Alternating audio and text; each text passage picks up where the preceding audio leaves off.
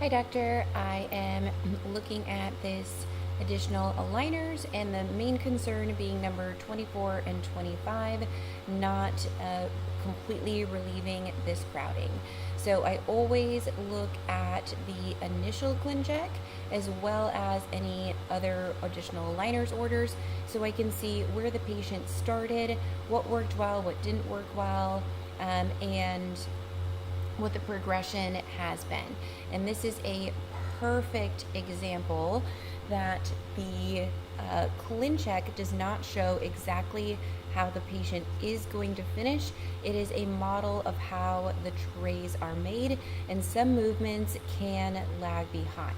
So this was the initial treatment plan. We see a pretty big significance difference between 24 and 25 incisal edges, and at the end of 10 aligners it's supposed to be perfect.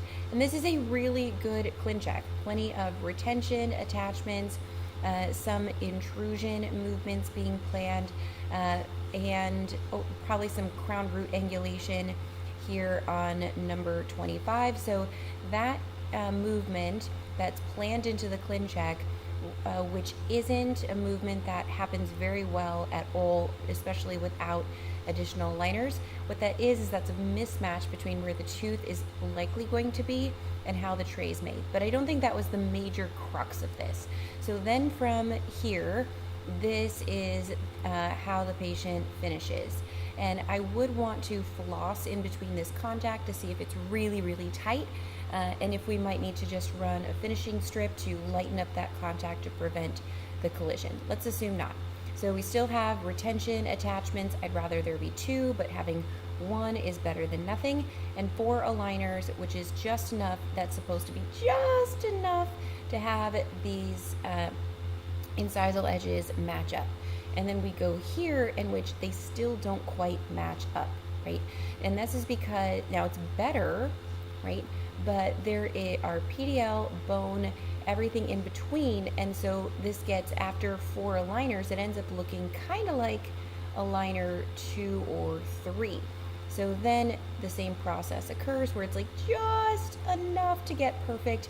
Meanwhile, there's a whole bunch of other movements here that, yeah, I suppose they're nice, but all that does is just become more distracting when you and the patient are looking at number 24 and 25. So if we've seen that after aligner 4, it ends up looking kind of like aligner 3, right? Those look very similar to each other. Let's plan based on what we've already seen. So doing 4 aligners to just barely get there, we already know how that's going to end up. So what we want to do